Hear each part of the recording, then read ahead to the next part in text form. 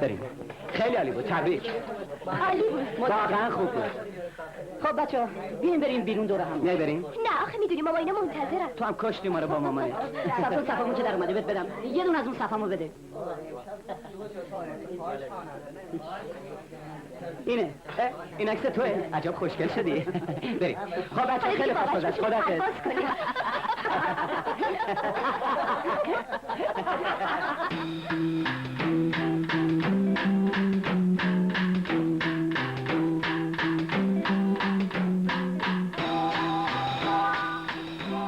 میخواد شب عروسیمونم همینطوری چراغونی باشه. ببین شوخی نداشت. خب لباس عروسیمون چه شکلی بدوزم؟ میخوام روش پر مروارید باشه، مرواریدای عصر. اون وقت تو از بالای ابرا با یه اسب سفید پیتکا پیتکا پیتکا پیتکا میای، پنجره رو وا میکنم. اون وقت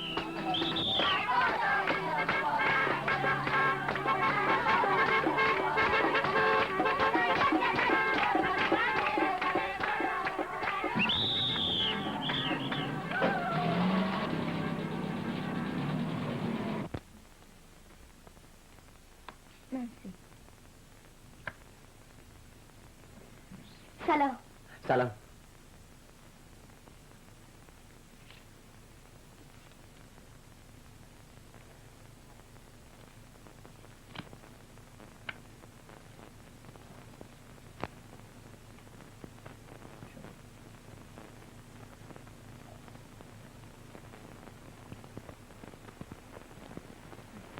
برو پیشش، تنهاش نذار.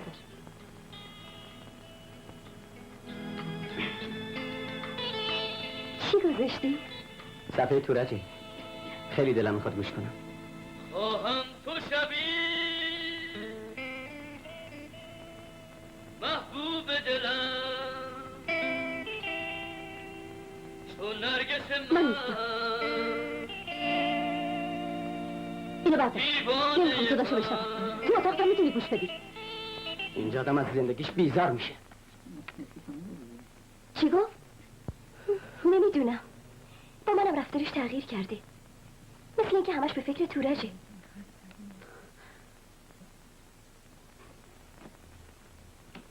تو حق نداری به مادرت بی احترامی کنی. شما با من مثل بچه‌ها رفتار میکنید. برای که رفتارت بچگانه. من رفتارم درسته. بزرگ شدم. مثل شما پیر و دلمرده که نیستم. دلتون میخواد بشنم بردستون ببینم با ورقاتون چه شاکارایی میزنین؟ تو مشروب خوردی. از قمار که بهتره. لجبازیت به خاطر قمار کردن من نیست، بلکه به خاطر تبرئه کردن برادر نازنین و هنرمندته. مینا میگه تو بیشتر به فکر تورجی تو. مثل اینکه امشب هم دل خوشی ازت نداشته. به درک. بین حیا اون نامزدته. از حالا که باش اینطور رفتار میکنی فردا که زنه تو چیکار میخوای بکنی؟ من به فکر فردام نیستم. پس واسه همینی که بابا تو یه شهر قریب کشتی و هی امروز و فردا میکنی. تو اصلا نمیخوای فکر کنی.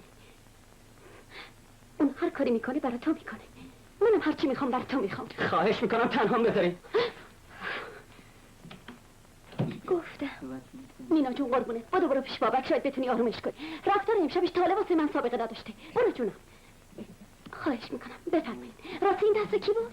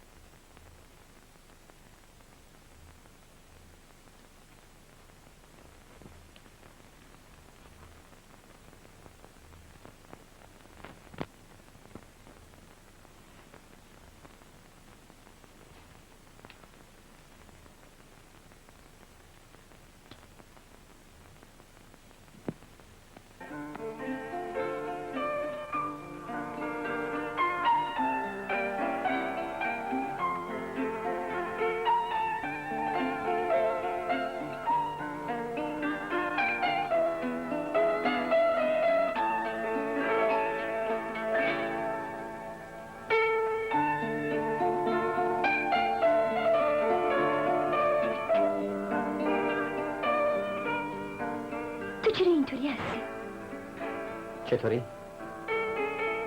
من شاید خودم هستم. یه حالت ضد و نقیض داری. تو اینطور فکر کن.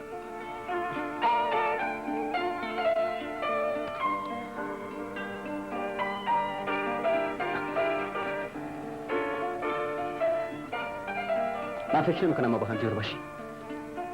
این مسئله مهمیه. به زندگی هر دومون بستگی داره. شاید تا به حال نتونستیم دربارش فکر کنیم، ولی حالا بعضی مواقع حس میکنم که ما رو به هم قرض دادن. ولی من این احساسو نمی کنم. من تو رو از ته قلب دوست دارم. اینو خودت هم خوب میدونی. ممکنه. کی ما رو با هم آشنا کرد؟ فامیل. کی ما رو با هم نامزد کرد؟ بازم فامیل. همش فامیل. همش فامیل. خستم کردن. ولی من اینطور فکر نمی کنم.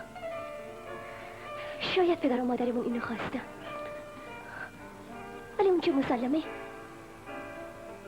در درجه اولی خواست خود من بوده. ببین مینا، تو دختر خوب و مهربونی هستی. دلم نمیخواد از من برنجی. الانم دلم نمیخواد راجع به این موضوع بحث بکنیم. فقط دلم میخواد برم. کجا میخوای بری؟ از خانه شیطون بیا پایین. راحتم بذار. خیلی چیز است که اصلا مغزم کار نمیکنه. اگه من برم خیلی بهتره.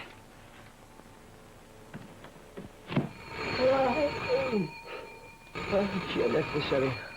سلام. از سین ولام بابا بابک بی تو به معرفت بی تو؟ بیدارت کردم؟ نه بابا. تورج کجاست؟ خوابیده. اینجا نه، اونجاست. چته؟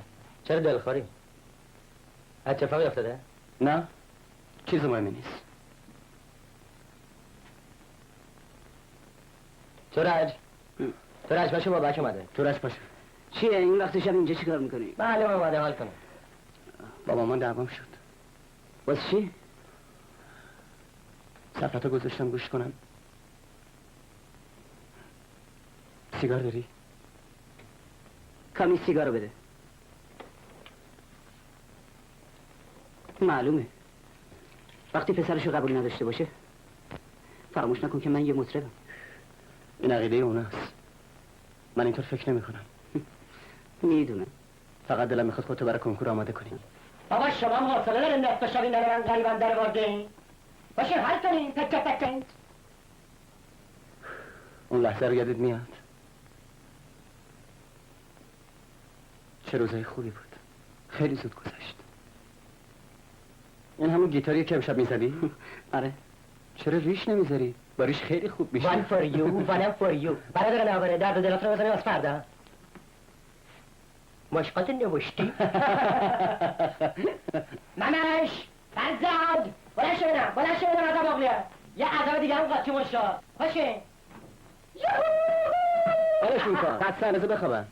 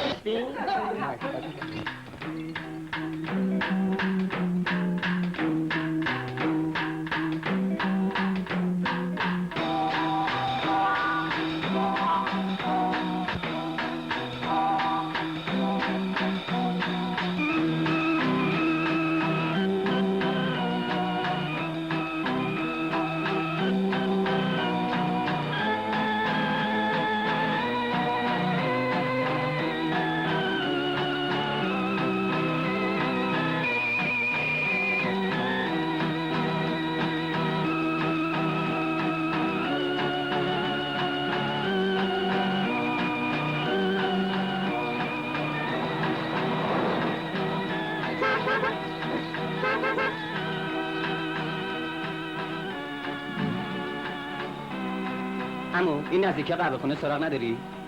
یه کمی برین جلوتر پشون تپهای قهوه خونه هست. یه فرسخ راهه، دور نیست. خیلی ممنونم. ای داداش، اول دشیه چند تا هندوانه از ما بخریم. چند تا از اون خوبش بیار.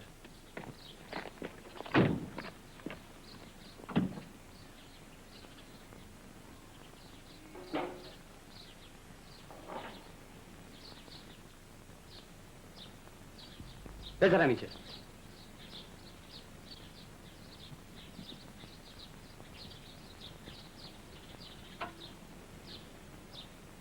بقیه‌اش هم مال خودت. خدا برکت بده. خدافظ.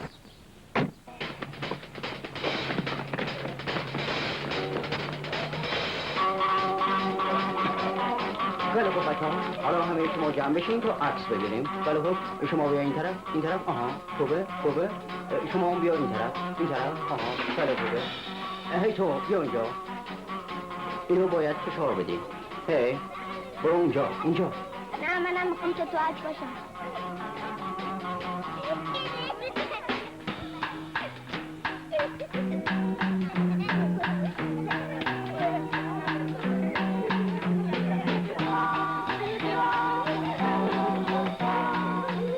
متشکرم.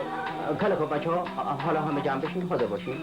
خیلی خوبه، متشکرم. جمع‌تر. هی، تو هم بیا این طرف. بخندین. آها، بخندین. شما بخندین. متشکرم. خیلی خوب بود بچه‌ها، متشکرم. Are you American? Yes. Right away. Thank you very much. خیلی متشکرم. خیلی خوب بود. همه بریم خونه هاتون. متشکرم.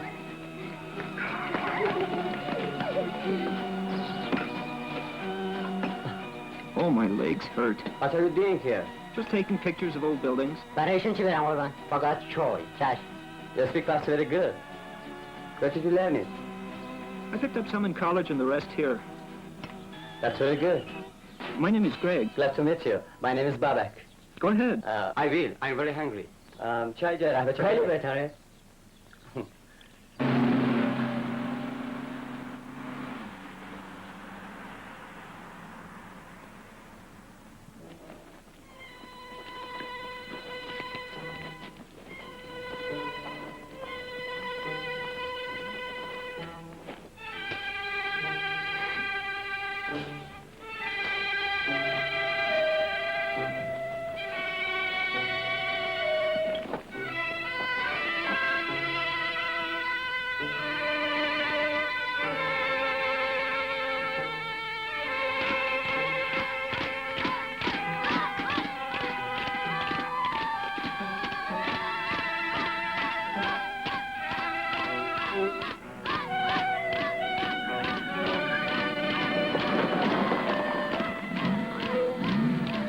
سلام آقا.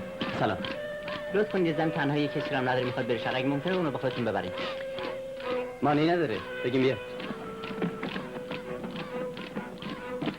باش بیا بزید.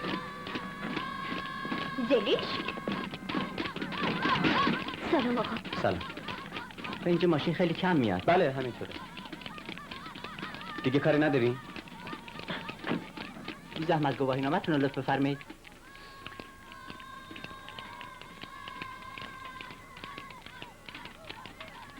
متشکرم. آقا این زن دست شما سپرده. حتما مطمئن باشین. خداحافظ. به امان خدا.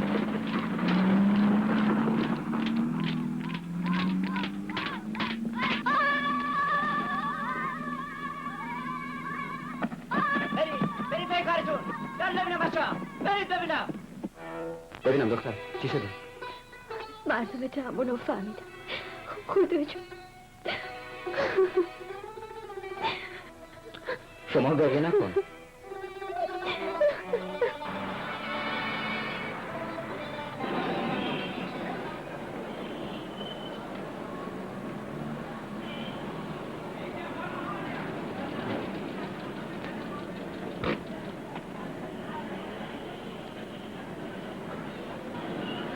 تو بلدی؟ بله آقا. بگیری نپیشت نه باشه. آقا. بگیر. خدا عوضتون به سلامت. مواظب خودت باش. چشم آقا.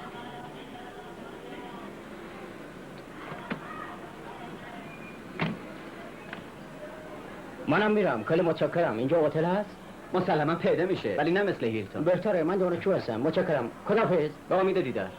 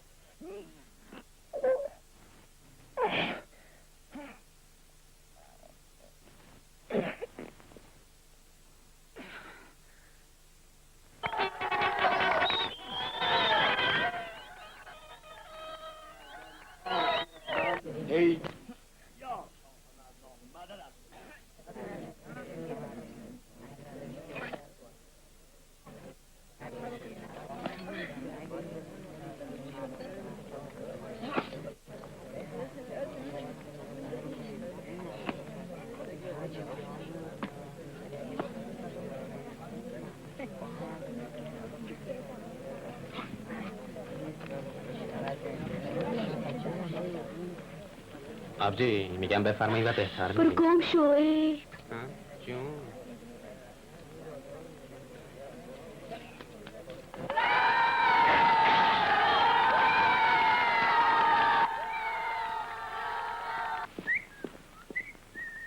معلومه که نارسیده ای تو این شهر. اینجا کسی رو داری؟ به تو چه؟ آخه ما با یه نگاه طرف رو میشناسیم. ببین همه که ما کوریم شلیم. یواش کن با هم بریم. اینه هلو میمونه. ببینم از کجا میای. بیونه بیتگال بر راون قمسه. تو با این کارا چی کار داری؟ آخه هوا خواه مرده. نزن ما با این چیزا رو نمیریم.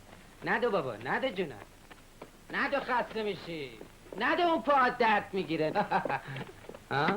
دقل بابم که میکنی. میگم یادت نره ضعیفه. لوتی لوتی این شهر مخلصته. مشکل کشای مردم لب ترکنی شوارگی اونو درات میدیم. خلاصه هر کاری داشتی مخلصت اینجا پلاسه. زد زیاد. کیه؟ سلام. سلام. تنهایی؟ آره خاله بچه که نیستم. بابا چطوره؟ ننه حالش خوب شده؟ همه سلامتن. حسین! ننه حسین! حسین ننه ببین کی اومده؟ عروس خوشگلم. بیا ننه بیا پایین بیا. انقدر تو نرفیده تو نرگس خانش باشد اومد سراغه. چقدر عزیز بودی مادر که اومدی سر سفره رسیدی. خسته بگی بیشی. سلام. سلام. میبینی حسین چه بزرگ شده؟ واسه خوش یه مرد شده. حالا دیگه کار میکنه. نه نرگس هم بزرگ شده. خاله اینجا خیلی گرمه. خب ننه بگی بیشی یه چیزی بخور. نه خاله گشنم نیست. سر سفره خالت یه لقمه نون و پنیر پیدا میشه. اگه اختیار داری. چرا وایسادی بگی بیشی؟ نه به خدا گشنم نیست. خاله این قاله رو خودت میبافی؟ آره ننه جفتی. منم حالا دیگه خوب قالی میبافم. میتونم بهت کمک کنم.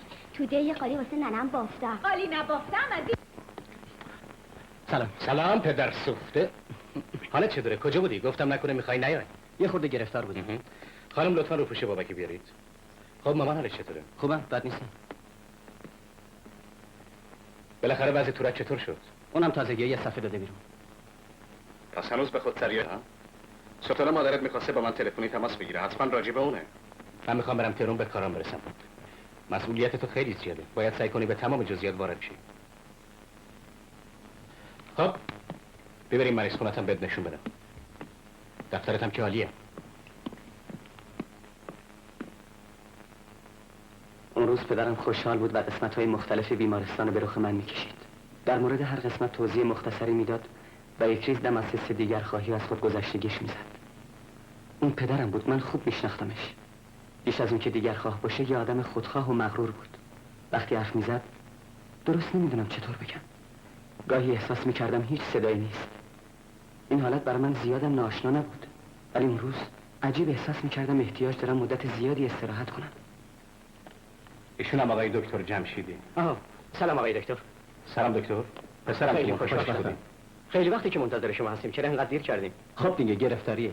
چند وقت پیش که مشغول امتحاناتشون بودم، بعدم گرفتار امتحانات ECFMG بودن بله. که برن خارج، ولی تصمیم گرفتن که اینجا بمونن و دوره تخصصیشون رو همینجا بگذرونن.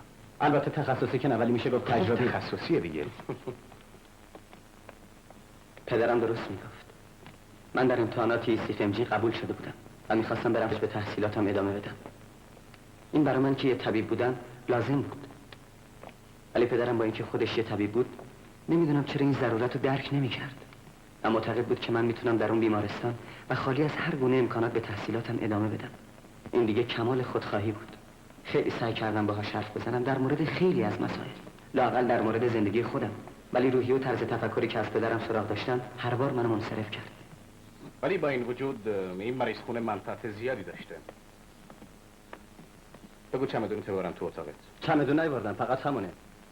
راستی تو را که می آمدم چند تا هندونه براتون سوغاتی آوردم. زیره به کرمون آوردی؟ بیاریم خونتم بهت نشون بدم. خونه رسوندیم، بله. ولی دوبارم تلفن زدم.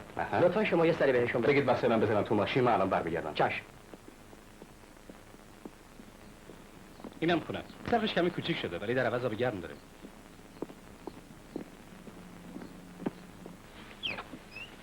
اینم سالن پذیراییت. خب بریم بالا تا اتاق خوابت هم نشونت بدم.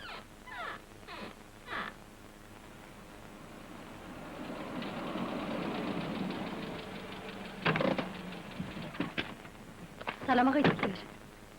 سلام مادر. حالت چطوره؟ دعاگوی شما هستیم. خدا سایه شما رو از سر ما کم نکنه. بفرمایید تو.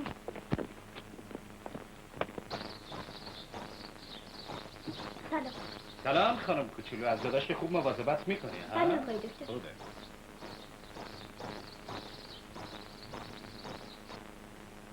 سلام آقای دکتر. سلام جناب. نه تکون نخور، راحت باش. بفرمایید. ببخشید. خواهش میکنم. دهنتو باز کن.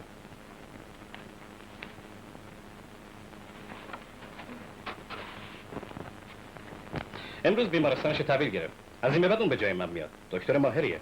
درست مثل باباش. خوشبختم. چند اوش بیشتر نیست، اونم کم کم خوب میشه.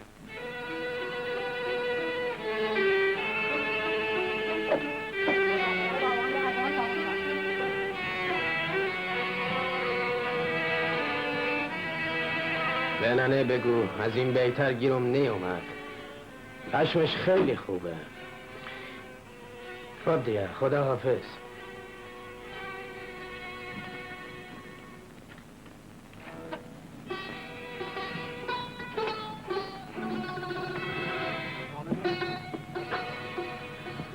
هر کاری کردم بهت نگم دلم طاقت نی آورد.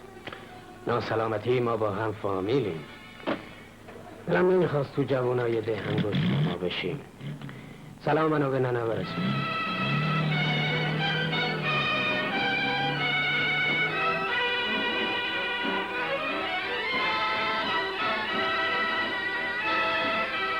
ردیف ننه 2 تا آبی بنداز، 2 تا از اون زرده. چشم خاله. ماشاءالله دستت خوب روون شده نرگس جان.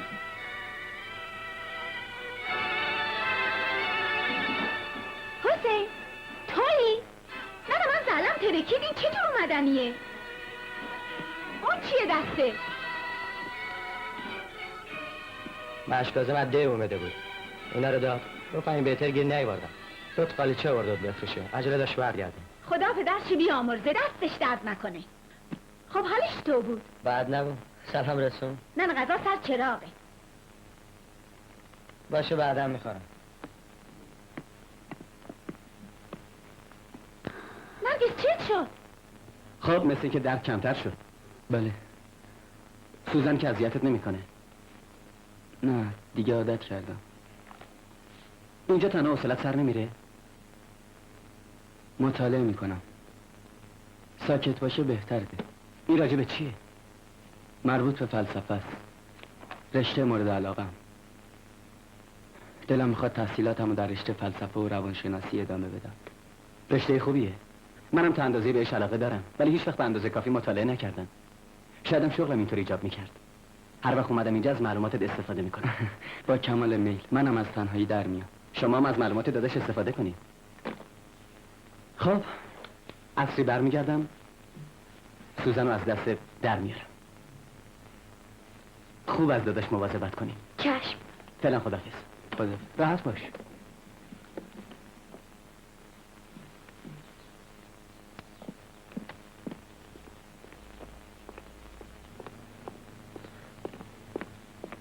سلام خانم. سلام آقای دکتر. خوش قدم باشین.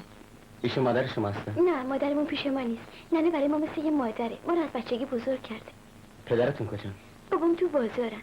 ظهر و نهار تو هجدهشون میخورن. طرفای غروب میان خونه. خب بزن من صورت رو بدین وقتی اومدم بهشون بدم. حالا باشه، من هنوز از این حسابا بلد نیستم.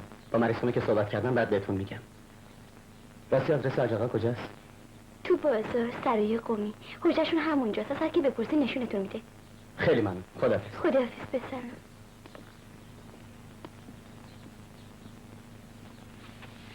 ننه خدا کنه دستش خوب باشه. نه اینا فایده نداره. باید براش دعا بگیریم.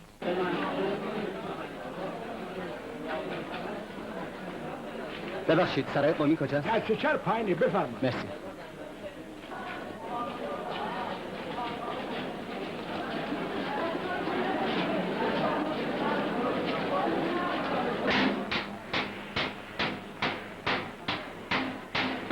سلام گریس. سلام. حالت چطوره؟ خوبی؟ متشکرم. شما چطوری؟ خوبم. اینجا چیکار میکنید؟ میگردم دنبال عکاسی چند تا فیلم ببرم اما هنوز پیدا نکردم. خب اون طرف هست. ببریم، منم دنبال یه حجره میگردم، بالاخره پیدا میکنیم. بریم.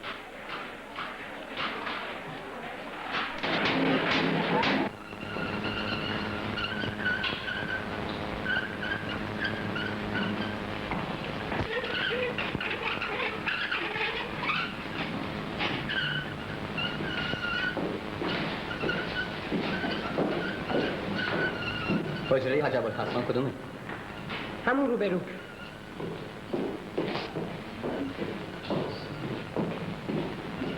معذرت میخوام، آقای حاج ابوالحسن شما هستین؟ بله بفرمایید. از این طرف تشریف بیارید.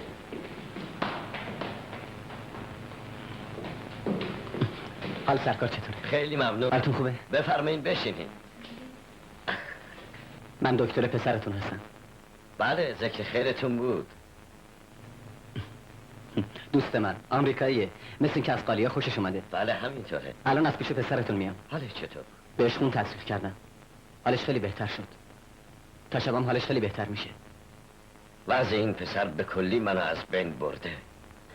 نمیدونم چی کار بکنم. اصلا مغزم کار نمیکنه. روز به روزم بدتر میشه. نمیدونم مرض اصلیش چی.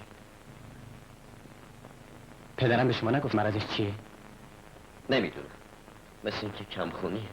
از بس که خون دادیم آمپول زدیم یه جای سالم تو بدنش نمونده. ولی آج آقا پسر شما کمخونی نداره. بدنش هست.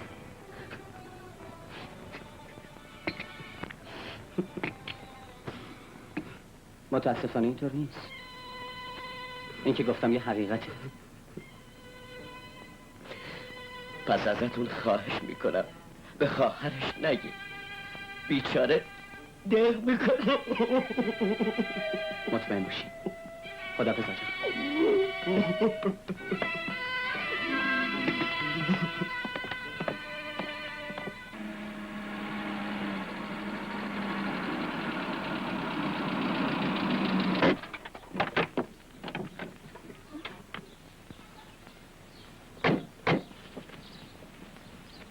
این بیمارستان منه. کله خوبه. بابام بهم هدیه کرده. اسم منم اینجا نوشتم. پس بذار روی عکس ازت بگیرم. باشه بگیر.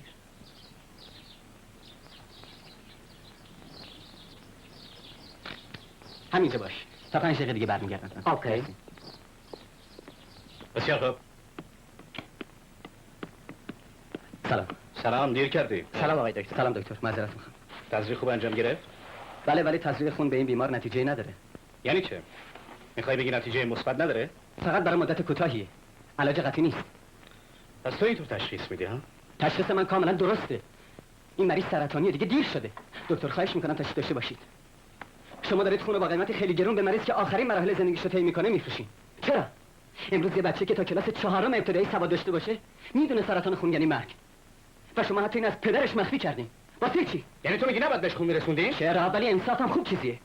شما دارین این خانواده رو به نیستی میکشین.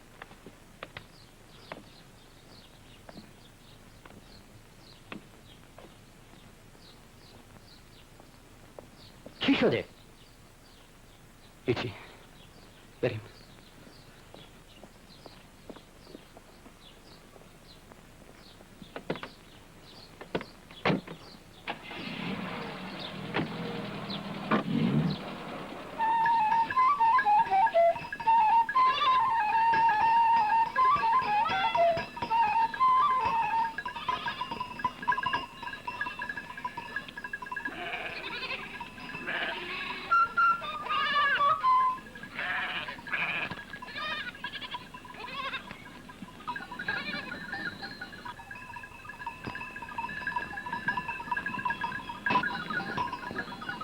تو خوشحال؟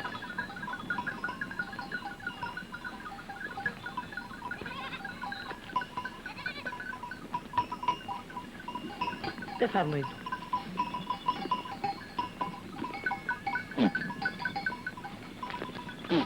گرد تو هم بیا.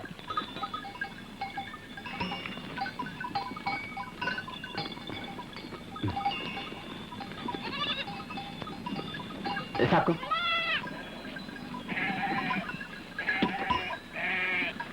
چاقو داری؟ بله دارو.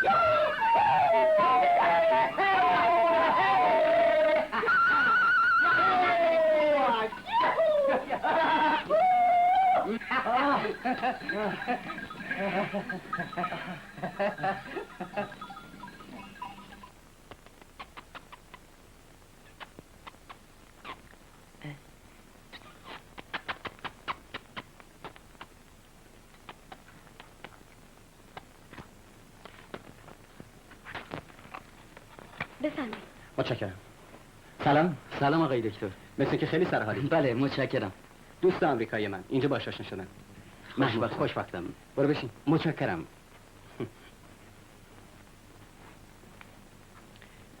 سرامو کی باز کرد؟ امروز از مریض خونه اومدم باز کردم. از این به بعد خودم کاراتو انجام میدم.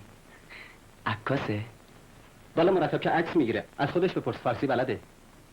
شما عکاسین؟ نه کاملا. عکاسی دوست دارم ولی به معماری شرق علاقه‌مندم. خصوصا ایران. اتفاقا محمودم به فلسفه علاقه داره. ممنونم. من عاشق فلسفه شرقم. منم فلسفه غرب رو دوست دارم.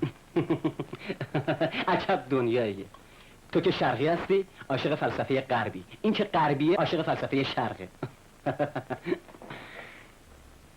من به فلسفه شرقم علاقه دارم ولی فلسفه غرب تازه تره، با دنیای امروز هم سازگارتره. اینطور نیست؟ راجع به این موضوع باید سر فرصت بحث کنیم. حالا نمیتونم جواب بدم. پس حالا که اینطور شد باید از کبوترام عکس بگیری. اونا خیلی قشنگه. هوا حالا داره تاریک میشه. باشه بعد.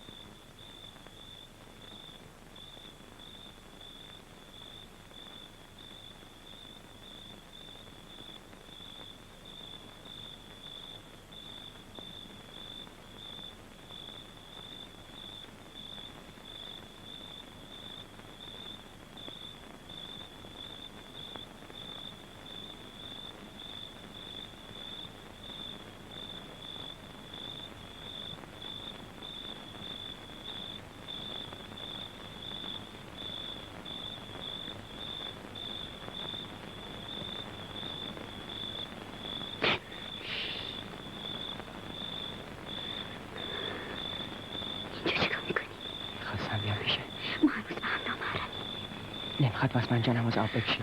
من همه چی رو میدونم. اگه نزدیک بشی جیغ میکشم.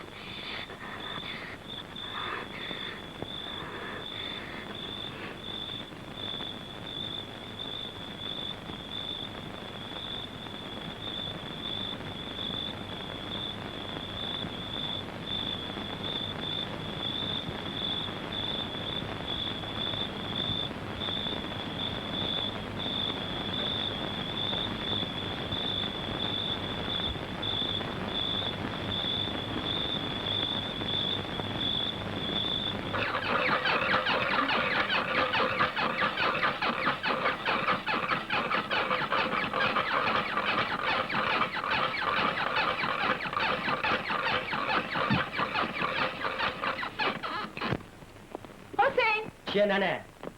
بیا اینجا کارت دارم. توفتون روت بیاد. خجالت نکشیدی؟ اگه منو زنده تو گور گذاشته بودی بهتر از اون کار دی شبت بود. اگه تو نمیخوای باش عروسی کنی دیگه چطور میتونی تو چشاش نگاه کنی؟ من دیگه تو چشاش نگاه نمیکنم. عروسی هم نمیکنم. مگه تو عقلت کم شده؟ نه عقلم سرجاشه. خارزادت با پسر قربون علی ریخته رو هم. بچه هم کاری که نباس بشه شده. مردم عدیه بیرونش کرد. دیر مشکازه اسیر تا پیاز شاسم گفت. میتونی بره 10 آبجد بپرسی.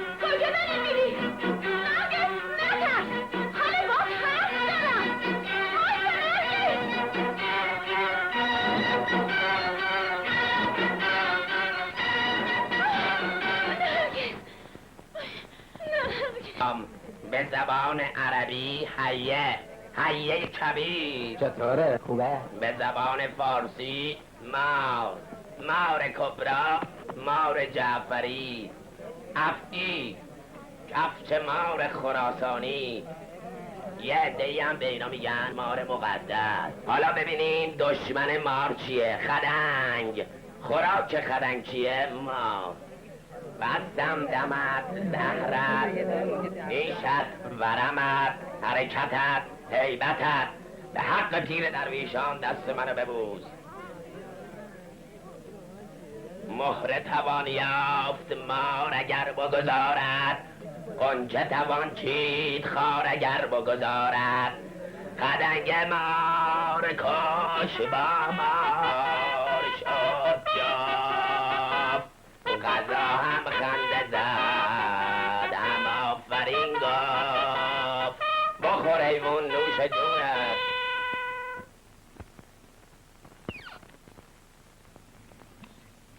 سلام.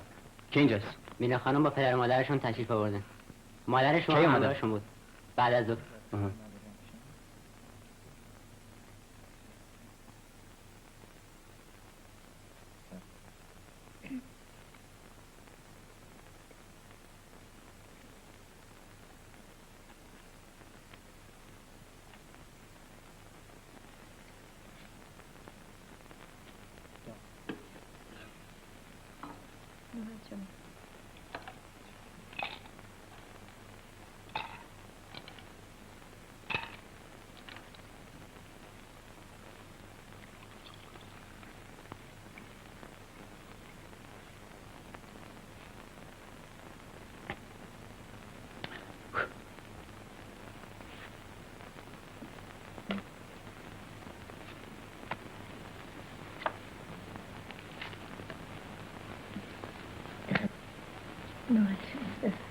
امروز که رامی کردم عالیه.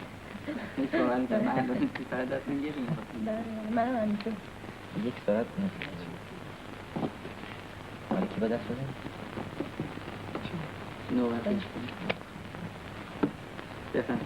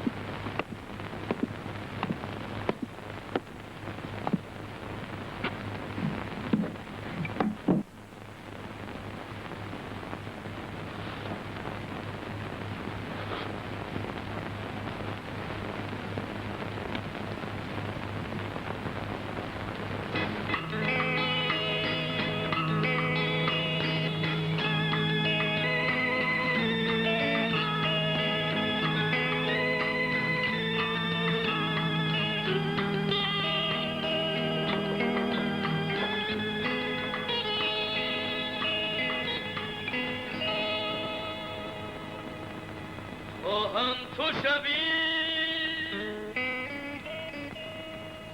محبوب دلم چون نرگس من سلام بابای خوبی؟ دیوانه من سلام. ما امروز اومدیم با مامانتون. اونا رو دیدی؟ بیا ما بریم پایین. نه. خسته ای؟ نه.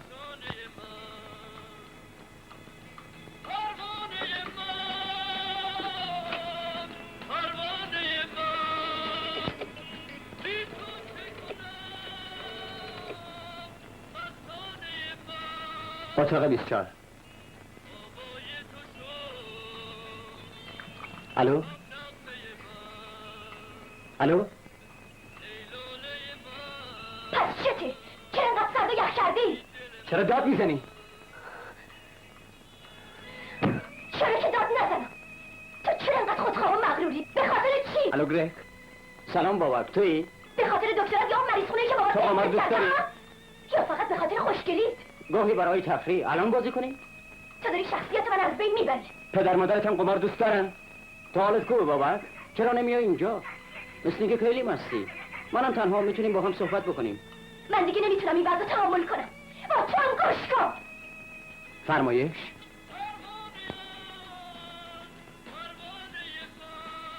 مثل اینکه تو از من متنفری.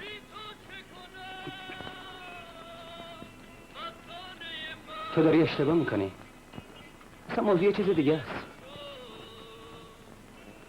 باشه فردا صحبت میکنیم. متشکرم. هراباها از مرگ یک معماری اصیل حرف میزنند. چرا اونطور که باید از این ساختمون رو مواظبت نمیکنن؟ این مسئله مهمیه. باید این آثار قدیمی رو حفظ کرد. ارزش داره. وقتی آدم به اونا نگاه میکنه لذت میبره. یک دنیا هنره. ساختن بناهای مدرن اشکالی نداره، اما جای دیگه. منظورت اینه که شهر رو از اینجا ببرن؟ هیچ مانعی نداره. یه شهر تازه رو میشه جای دیگه بنا کرد. و این شهر قدیمی که مظهر ایران قدیمه از بین بردنش جبران ناپذیره.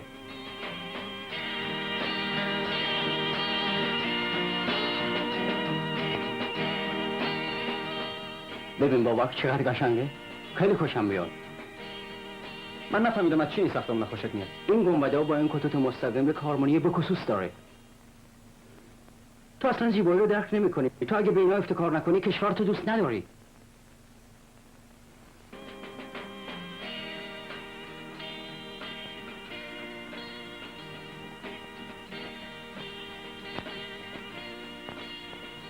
من کشورمو دوست دارم. خیلی هم دوستش دارم.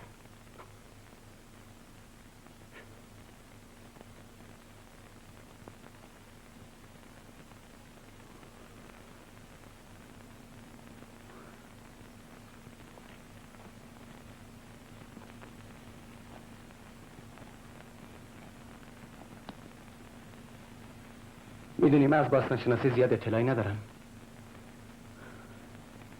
شایدم ذوقشو نداشته باشم. من ازت معذرت میخوام. اشکالی نداره.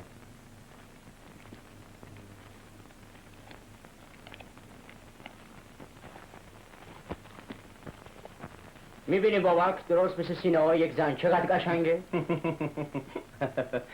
تو هم هر چیزی رو به یه چیزی تشبیه میکنی. ببینم از این زاویه نگاه کنم چطوره؟ خستم کردی.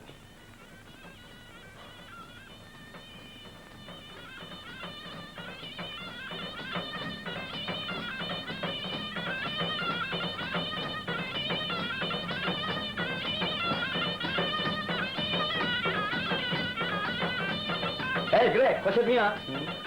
اینا موسیقی محلی میزنن. خیلی خوبه. سلام آقا. سلام علیکم. بفرمایید بالا بشینید. بفرمایید بفرمایید.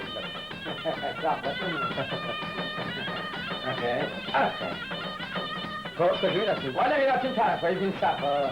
بسه. میگم آقا این خارجی از این سازا خوششون میاد. همه دوست دارن. این رفیقتون از هیپی میپیانی؟ یارو فارسی بلده. ببینم تو واسه اینا کار میکنی؟ کار که چرت کنم اینا واسه ما کار میکنن. پس سرپرستشونی؟ چی میگن؟ میشه ازت یه خواهشی بکنم؟ همه رو بفرمایید چون که مخلصتون نباشه. یه آدرسی میدم از تو بیا اونجا. چشم بابک از این آقا بپرس اینا درست مثل سینه های یک زن قشنگ نیست؟ ای شیطون.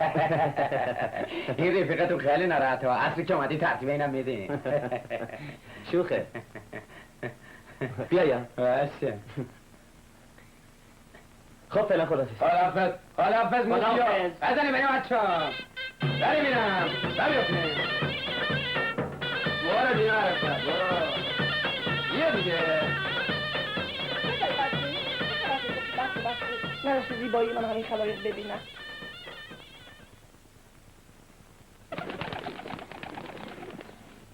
صبر کنی منم خیلی خوب بیا.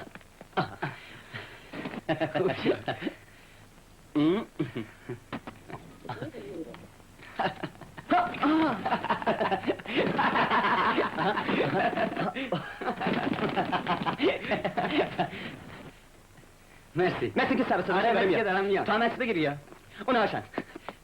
سلام علیکم. سلام حالت خوبه؟ چطوری ای دکتر؟ سلام شروع کنید. بریم بالا بچه‌ها یه رنگ تمیز کار شروع کنیم. بریم بالا. خیلی باید بزنیم اینا دوستای ما. بفرمایید یالا بزنید. برو بالا زیفه. جد خوبه همینجا برقصم؟ آره خوبه. سفارش من به دکتر بکن. حتما. گریگ تو میتونی عکسای خیلی قشنگی بگیری. ای دکتر ولی بفرمایید اینجا بشینی نوکرتین. خب بچه‌ها شروع کنیم.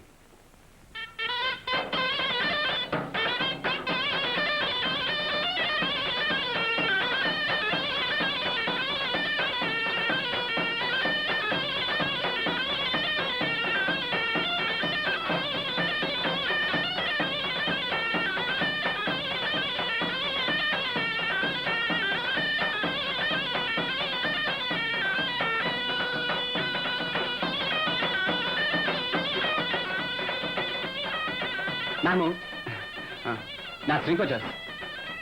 مثل که رفت پایین.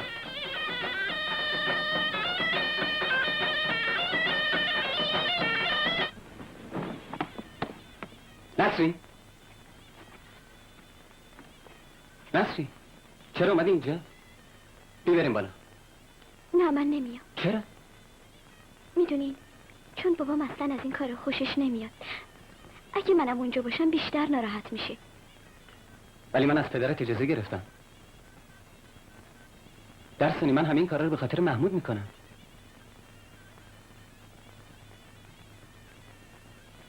فکر کردم محمود چون مدت زیادیه که مریض زندگی براش یه نواخت شده. میخواستم با این کارم یه تنوعی براش پیش بیارم. میدونم. پس چرا معطلی؟ بیا بریم دیگه. بیا.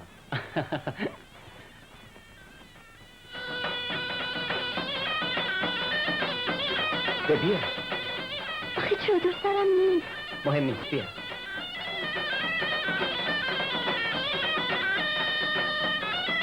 سلام حاج آقا.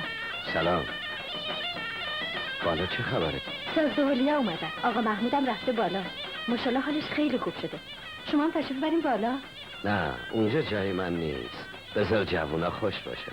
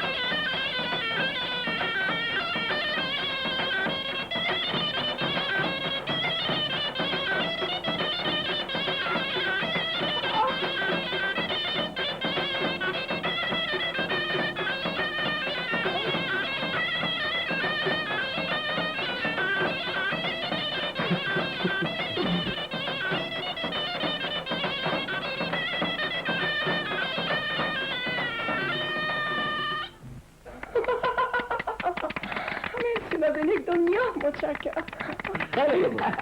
خواهش میکنم خجالتمون ندین آقای دکتر. خیلی خوب بچه‌ها راه بیافتین فردا یادتون نره. نه یادم نمیاد. خداحافظ شما. خداحافظ آمدم. خداحافظ. خوش گذشت. بیا جون ببینم. خوب بودن خیلی بامزه بودن. آره خوب بودن. نسرین بله. میشه ازت یه خواهش بکنم؟ بله یه حرف خصوصی با داداشت دارم. خیلی خوب من میرم پایین. گوش کن. ها. نه بابا. بیا خوش سلیقه. امروز که به من خیلی خوش گذشت. از سواری بلدی؟ راستشو بخوای یک کمی. دستی عکسای ما کی حاضر میشه؟ خیلی زود. همین است که سوار میشه. به نظر میاد دست خوبی باشه دایی. سلام علیکم. باش اومدین چرا دیر کردیم بابا؟ کار داشتیم. بدونم بچه اینا رو بده من برو کنار. بگی رفیق نوکرتم. چطوری موسیو؟ چاکرتم. بفرمایید دکتر. یا آرام ایوان آرام. به سلامت. ازم بریم جلو راه بلدی. برو اینو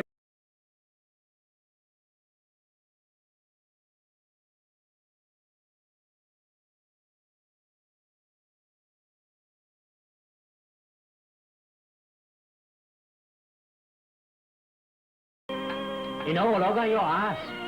هم اولاغن هم هست. خیلی مونده؟ همین پشت هاست.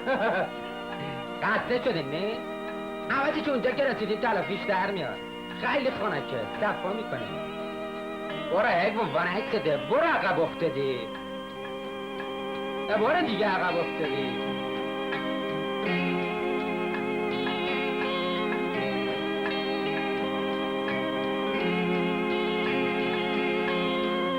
حالت خوبه؟ خوبه.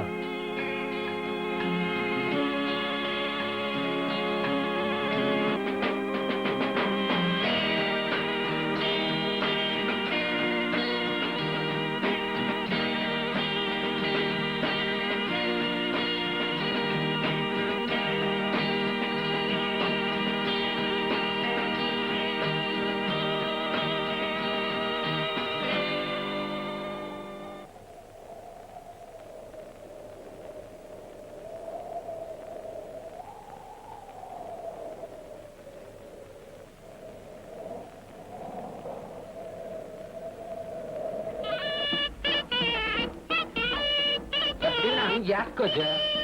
بده من وعدت تبه بس بیادم چی؟ باکو به سلامتی ما نیا پیش میترسم از اون ریش بابا جون امو جون بخور کشکی بادم جون بابا جون امو جون بخور کشکی بادم جون دیگه با خوبه بخور کشکی بادم جون بخور کشکی بادم جون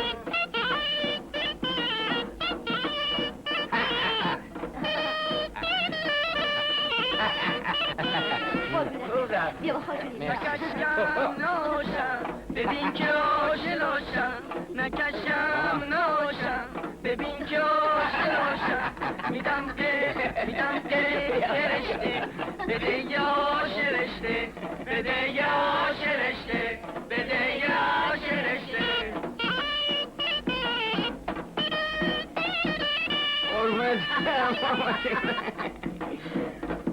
سلام دوشه جان. عرقش زیادم خوب نیست. راستی جواد نگفتی اهل کجا هستی؟ حالا اصلیتمو نمیدونم ولی بزرگ شده تهرونم. یه سالی هست اومدیم اینجا. اون شهرهایی که میکشن از این شهر میگذره. یه سری کارخونم میسازن. اینجا یه شهر صنعتی میشه. ما با این سازنه رفیق شدیم. با داشتن این در دسته همه ما رو میشناسن. این خودمون خیلی خوب کوبیدیم. که چی؟ سلامتی. نوشه جان.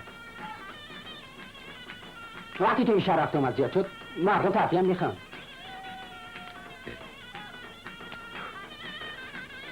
تو این شهرم که محل تفریح نیست ولی من واسه شما علم میکنم. سعی میکنم بهشون خوش بگذارم. فکر میکنم درآمدشون برک نباشه. اینجا بینم بسی بیا با خواه سلامتی با جون ما با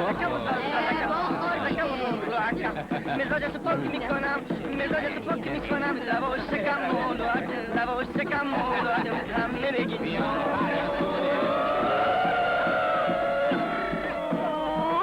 نمیتونم بیا بالا آخه دیگه تو دیگه نمیتونم بخورم بس دیگه آقا جبار جونم فلوت بودی جونم برو اومدم وای زتون ماما کاری کن خوش بگذارم خیالت راحت باشه وای زمگی خب بچه ها شما بلنشی برین تو اتاق برین دیگه کجا میبری پسر مردم؟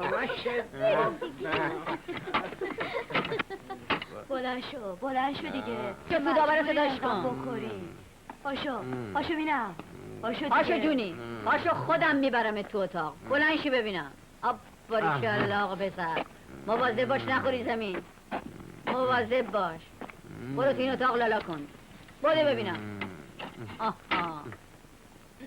سودا به جون قربون شکلت برم بی برو پلو یارو بودو خوب ازش مواظبت کن من دیشب تا صبح نخوابیدم طرف خیلی مشکل پسنده مواظبش باش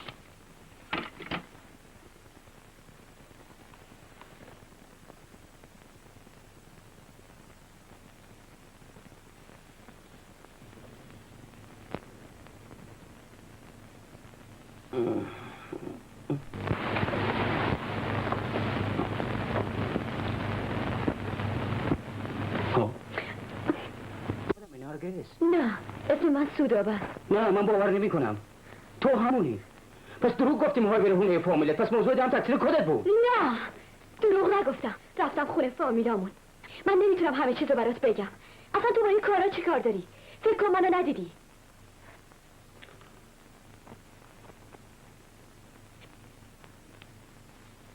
بگو چی شده چرا اومدی اینجا اصلا چرا این کارو شدی خودم اینا موضوع دهو فهمیدم منم مجبور شدم ازشون فرار کنم تنها کسی رم که میشناختم جبار بود پس تو تومه اون شدی با من بیا شهر من تو رو میبرم ما میتونیم با هم زندگی کنیم مگه دیوونه شدی جبار نمیذاره من از اینجا برم تو هنوز اونو نشناختی من هر کاری دلم خود میکنم هیچ کس جرمو نمیتونه بگیره بابک چرا اینقدر زود اومدن بیرون بابک چرا این مچی اینقدر عربده میکشه بابک اینو میشناسی همونه که تو راه سوارش کردی چیه بابا چیه نرگس با من میاد اینجا جای داد بیداد نیست ها برو کنار ببینم نرگس با من میاد نفهمیدم باش که ببینم تو کسی نمیتونه جبار مست برش کن نمیفهمی؟ نه فکرم که تو برش کن بر کنی تو رو خدا برش کن دیگه مثل که هیچی حالتو نمیشه خدایی رنگاری بکنیم خودت بیا کمک کنید اگه نگفتم سودا اومده مامان خودش گفت مامان غلط کرد چه گفت دیدی چیکار کردی همش تقصیر تو بود خاک عالم نگفتم اینو نفستون دوتا من چیکار کنم شما خودتون گفتین گفتم ولی اینو نه من چه میدونستم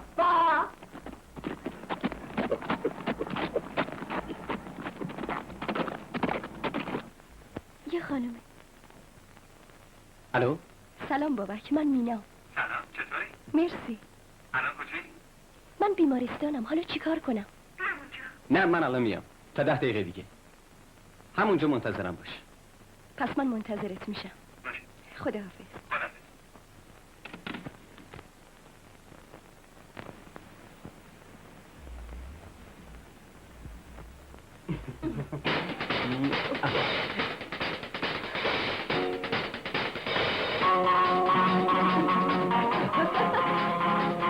خدا يلا بیا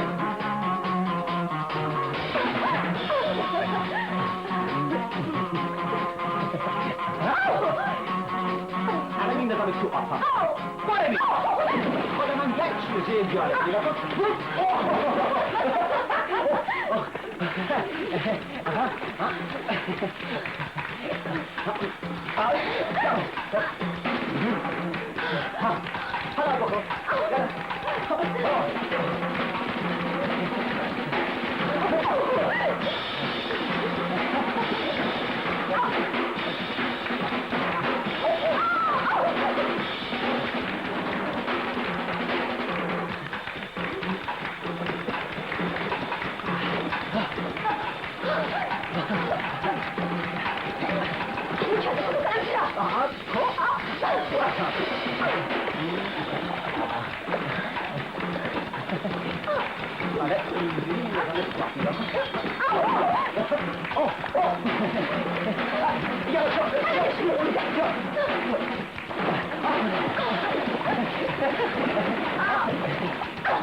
چطوری؟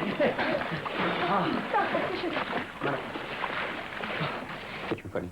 حالا ای بستود من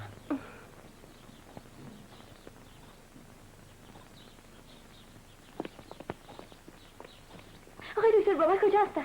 اون پشت مغزرشون هستن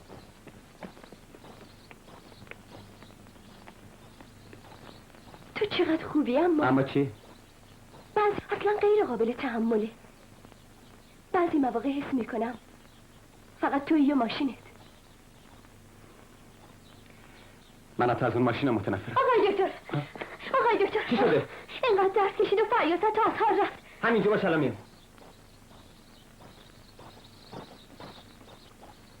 کیتون حالش بده؟ داداشم خب بفرمایین بشینید تا حاضر.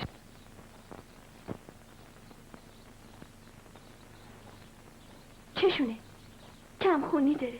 امروز با آقای دکتر رفتن سواری. وقتی برگشت حالش خیلی بدتر شده بود. بعدش هم به درد و داد افتاد. اون وقت صبر کرد. انشالله خوب میشه. برو تماشا بریم.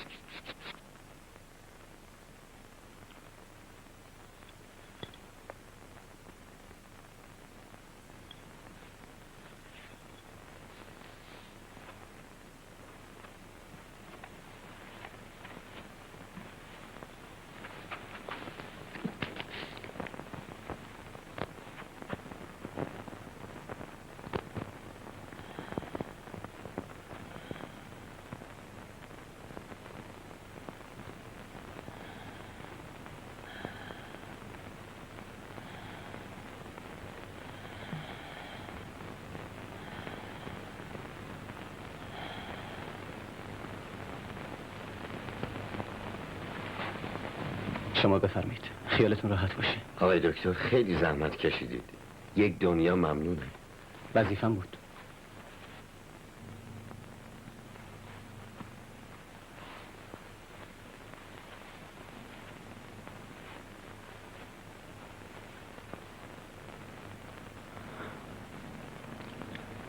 اولا باید بهت بگم تو خیلی حساسی. جربوزتم زیاده. امروز از خیلی نظرها شناختمت. متشکرم. خب حالت چطوره؟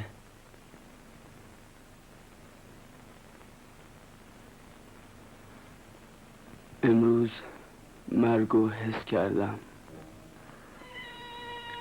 چیزی که حالا دلم نمیخواد باهاش روبرو بشم، چون که خیلی چیزاست که نمیدونم و خیلی جاهاست که ندیدم و خیلی کاراست که نکردم و دلم میخواد به خیلی از اونا برسم. واقعا عقیده تو اینه؟ فکر میکنی اگه بمیری دیگه آخرشه؟ من نمیدونم شماها تا حالا با مرگ روبرو شدین یا نه.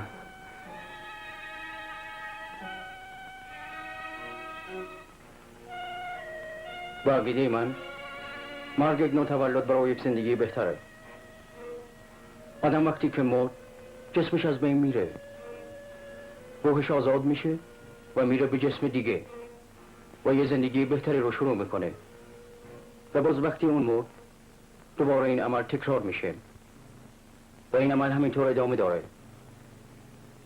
این تسلسل یک سیر تکاملیه و وقتی به حد خودش رسید اونجاست که آدم به مرگ حقیقی و مینروا دسترسی پیدا میکنه. مینروا چیه؟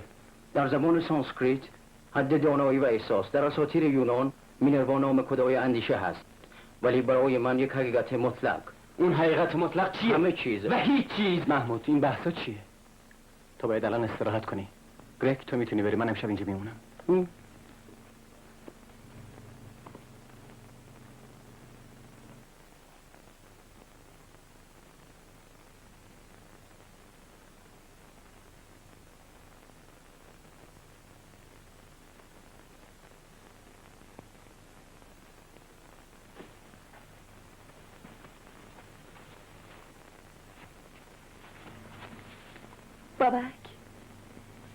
بابک پاشو. چی شده؟ اینجا چی کار میکنی؟ دیشب نیومدی خونه، ناراحت شدم. خب میبینی که اینجا بودم.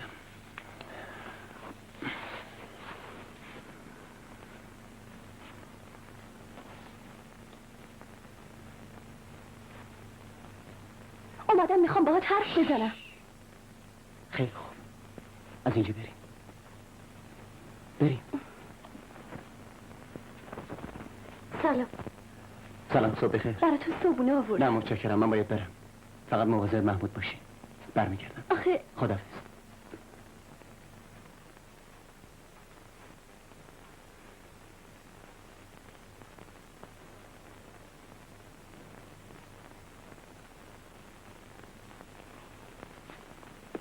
خب چی میخواستی بگی؟ پدر و مادرم از وضع ما ناراحتن. دیگه جنبه سرکوفت پیدا کرده. از سرکوفت پدر مادر حرف نزن، حالم به هم میخوره. اونا که بد منو نمیخوان.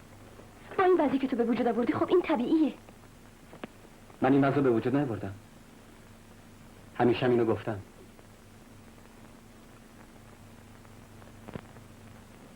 پس من یه عاشق بی‌معشوقم.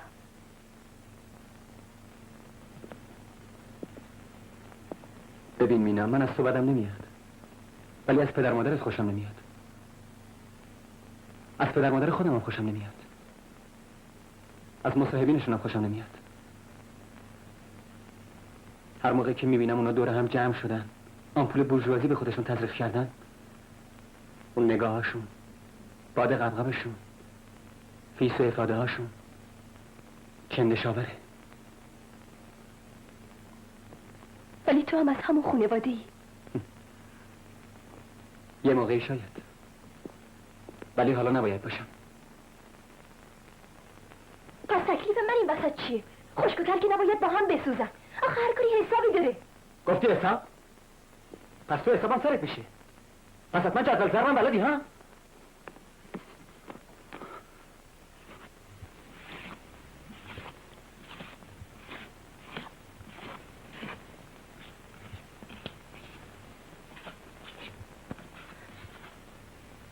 دو تا 4 تا 2 3 تا 6 تا 2 4 تا 8 تا. این قبول؟ پس این خط وسط چی میشه؟ رابطه این فضای خالی با این فضای خالی چی میشه؟ اگه سطح حسابش کنیم پس بعدش چی میشه؟ مگه همه چیز مسطحه؟ تو دیوونه شدی!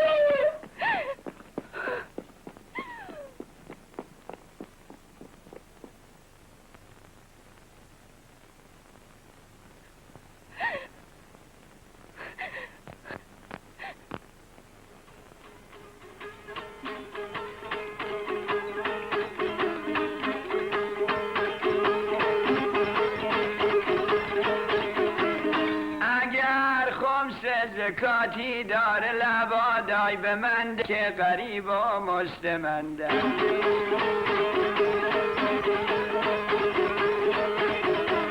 اینم میگه نگو یار یار که من یار تو نیستم، آی نکن غمزه خریدار تو نیستم. تو انگور سیاهی با سر دارای، من انگور اسگری پر خریدار.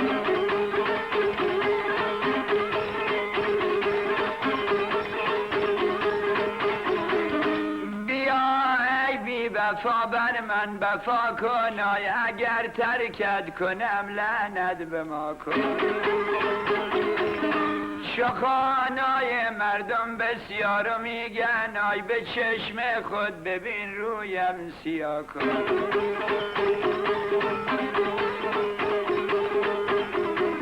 فقط خاطرخواه لبش شده.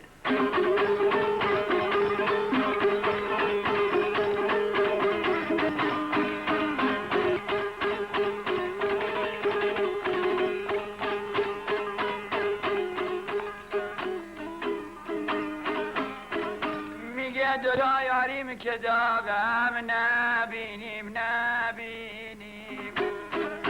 گلار خرمن رو کنیم بله، همه. سایش بشینیم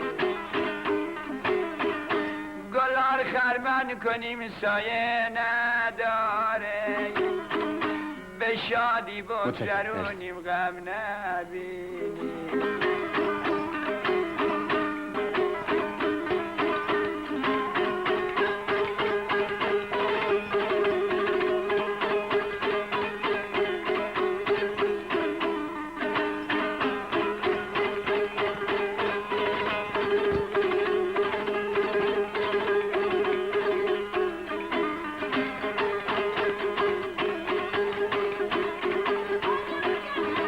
برگ گل با اون لطافت باز گل میخورن قصه دیوونه را اون مرد عاقل میخورن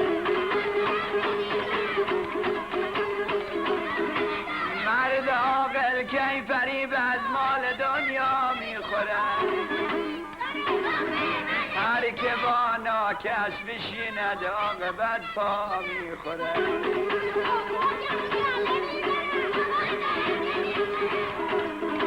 اما دل بر این دنیا مبند دنیای فانی بگذره نوبت پیسر آید از جوانی بگذره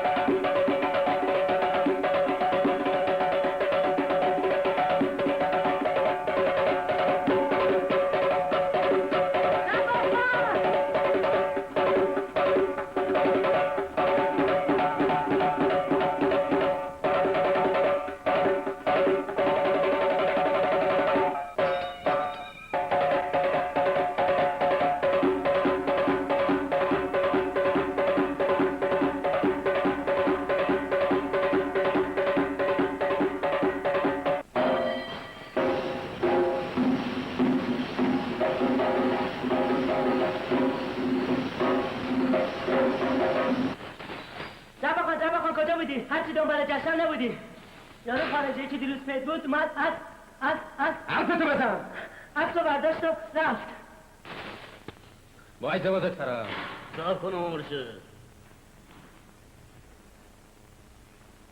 من پکنه بیارزه. خوشو. دبه خان کارتون. مرشد بفرما.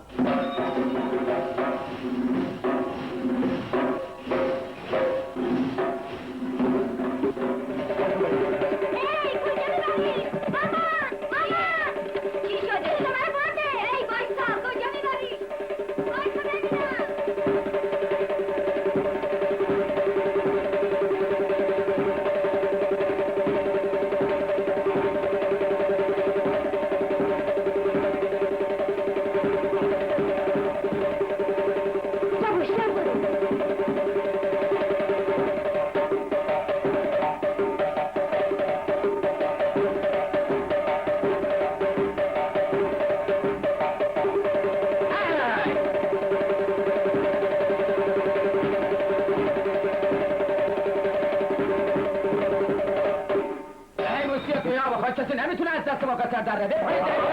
من میاد اصلا کلمت با حد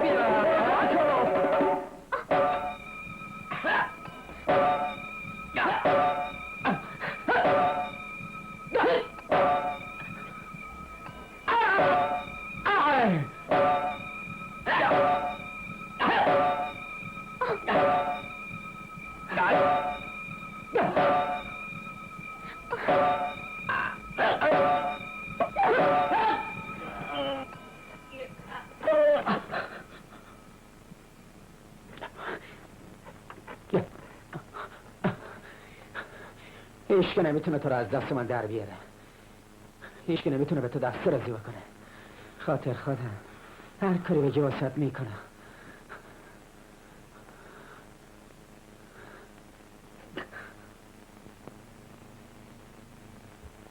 نه نمیخوام ببینم. راحت نشده داشت، راحت نشد، مهم نیست. تو باید استراحت کنی. اون از غصه کارای تو مریض شد. تو زندگی این خانواده رو سیاه کردی. حالا دیگه تو هم به من تهمت میزنی؟ محمود این کارا هیچ صحیح نبود. نمیخوام ببینم. محمود هرچی باشه اون مادرته. نه اون مادر ما نیست. من میرم بیارم. نه آقای دکتر، شما نمیدونی اون چی به سر ما آورده. اون دیگه آبروی دیده. با ما تو بازار رسوا کرد. کاری که اون کرد یه ذره هر جایی هم نمی‌کرد. ازت خواهش میکنم به خاطر منم که شده بذار بیا تو.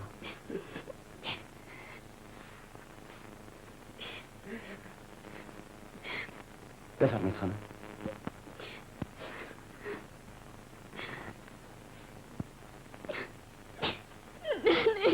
تا من داری قصه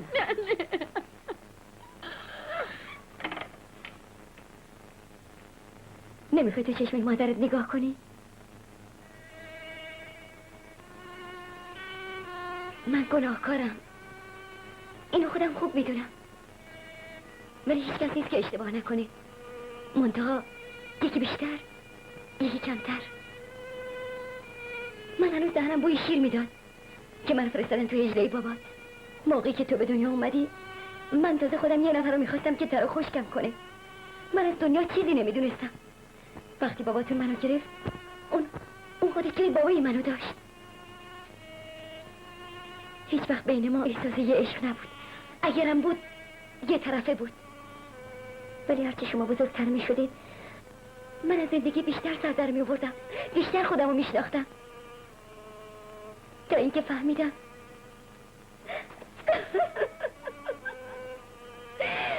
جوونیم داره از بین میره.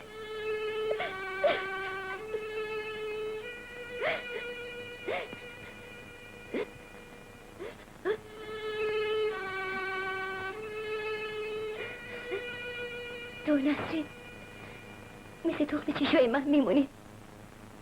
من همیشه به یاد شما. خدای الهی تو رو شفاعت بده.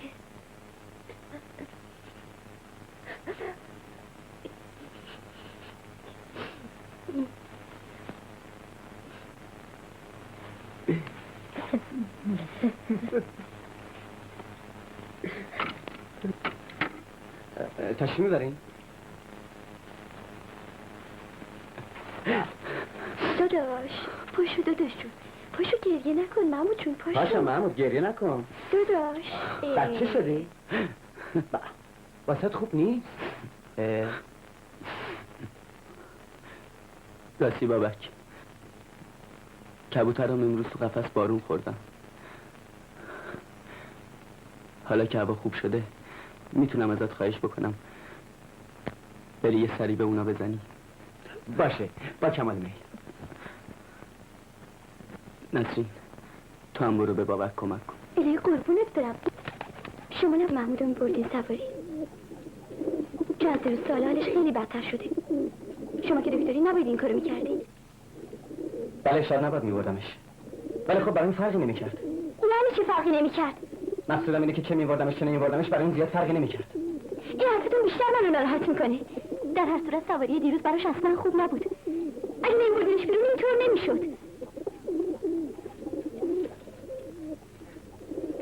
دکتر، فکر میکنم یه چیزی میخواید بگید. خب اگه چیزیه چرا حقیقتو به من نمیگید؟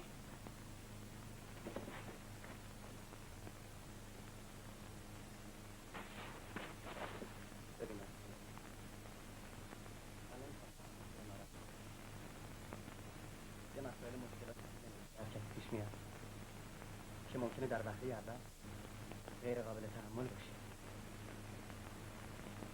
چطور بگم؟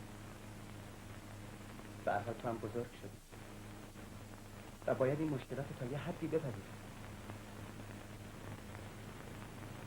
گوش کن نسرین، هیچ وقت نمیشه حقیقتو نگفت. یعنی چی؟ آدم وقتی یه حقیقتو میدونه نباید خودشو گول بزنه، باید باهاش روبرو بشه. نه، من حقیقتو بهت میگم، هرچند حقیقت تلخه، ولی تو باید بهش عادت کنی. میدونی نسرین،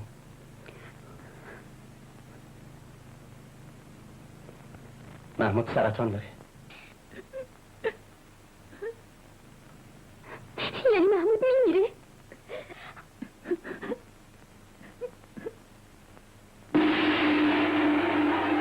دارم خفه میشم. در رو واکن.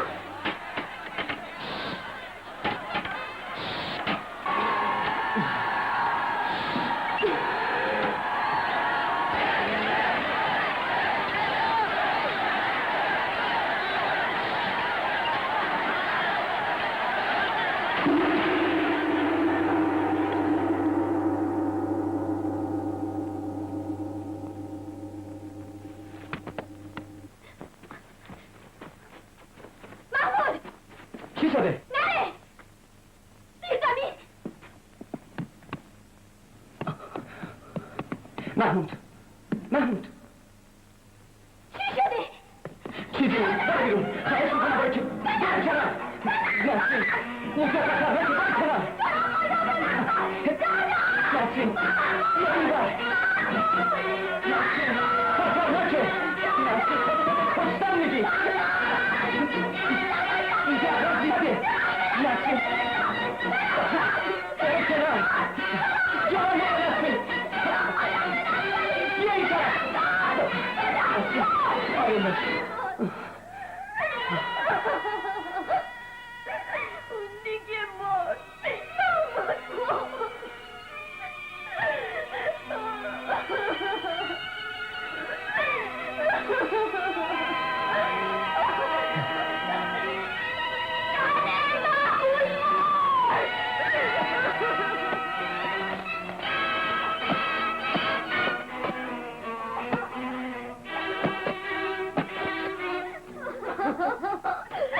گریه نکن ننه.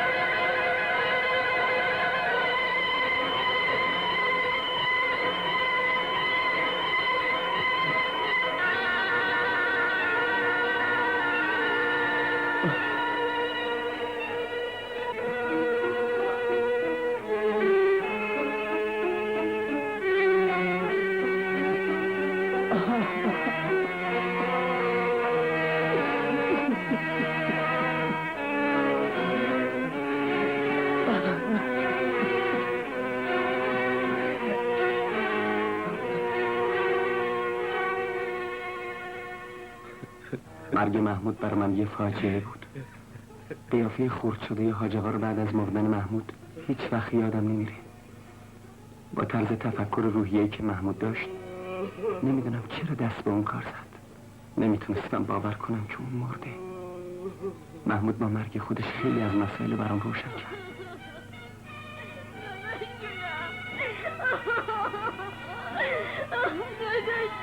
دلم میخواست میتونستم دلدارش بدم. چند دفعه به خودم فشار آوردم. میخواستم هر چی تو دلمه بهش بگم. در عرض مدت کوتاهی که من با اون خانواده آشنا شدم، از همون روز اول پاکی و صفای نسرین از اون برای من یه دختری ایدئال ساخت. ولی با گذشت زمان و اتفاقاتی که افتاد هیچ وقت فرصتی دست نداد تا من بتونم خودمو نسبت به اون ابراز کنم. و حالا تو اون موقعیت با اون وضع چطور میتونستم؟ من باید اون منزل رو ترک میکردم برخلاف میل خودم.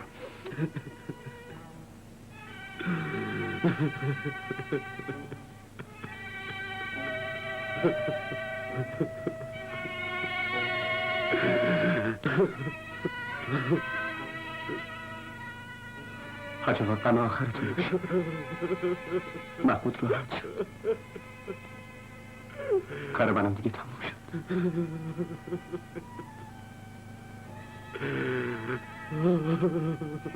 نمیدونم حاج آقا در اون لحظه درباره من چطور فکر میکرد، ولی هر طور فکر میکرد من بهش حق میدادم.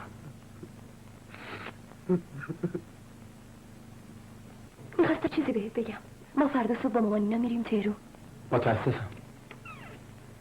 هیچ جای تأسف نیست. هم خانواده من و هم خانواده تو بالاخره به این نتیجه رسیدیم که دیگه فایده ای نداره. اینو خودت خواستی. آقازاده‌ای که منتظرشون بودین تشریف آوردن. بگو بیادم اینجا. آقای دکتر، پدرتون تو همون میخانتون. ولی هیچ وقت نمیتونم تو رو تو زندگیم فراموش کنم. چند؟ من تمام شهر زیرو کردم. منظور از این کار چیه؟ من اینجا خواستین که همین حرفا رو بزنین؟ نه خیر. من و مادرت فردا میریم تهران. تو باید مسئولیت بیمارستان رو به عهده بگیری. همین؟ نه هنوز. میخواستم بهت بگم که رفتار دیروز اصلا صحیح نبود. تو حق نداری با آبروی خانواده بازی کنی. اولین مریضی که بهت معرفی کردم فکر تو انقدر به خودش مشغول کرد که پاک فراموش کردی مریض خونه مریضای دیگه‌ای هم داره. اون مرد. خب میخواستی همین رو بگی؟ نه پدر. میخواستم بگم که من از این به بعد بابک هستم. اگه تا به حال چی بودی؟ پدرم بودم، مادرم بودم، فامیلم بودم. هرچی که شما میخواستین بودم. درست مثل یه ماشین الکتریکی. من میخوام برم. کجا بری؟ چی کار کنی؟ درست نمیدونم به کجا میرم، چی کار میکنم و یا چه اتفاقی میافته، ولی همینقدر میدونم که دلم میخواد خودم باشم. یه موقعی آدم تو زندگی به مرحله میرسه که باید تصمیم بگیره. من تصمیم خودم رو گرفتم. میرم از صفر شروع میکنم. از این تجارت خونتونم سهمی نمیخوام. گره گره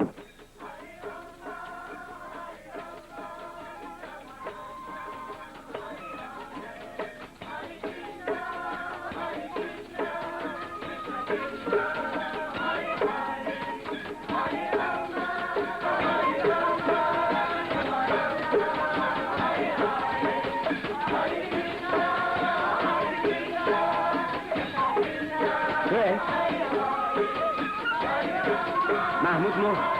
همه نمیریم.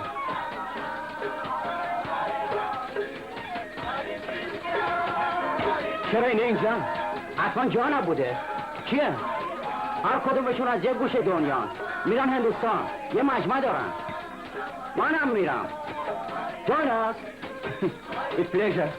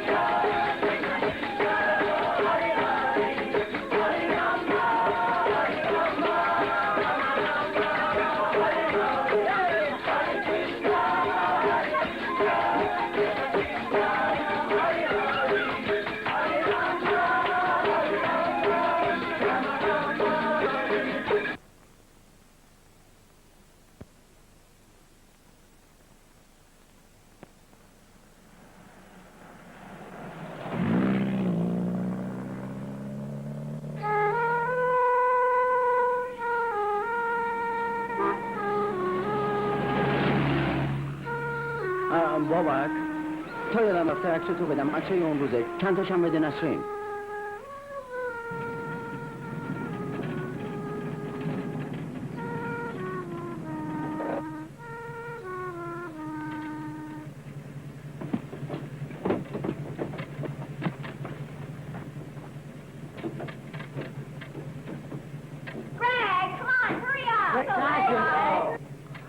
خب دیگه خداحافظ.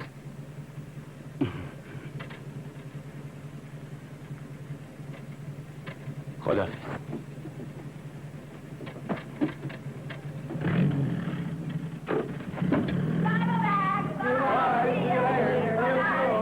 دنیا خیلی کوچیکه، بازم هم دیگه رو میبینیم.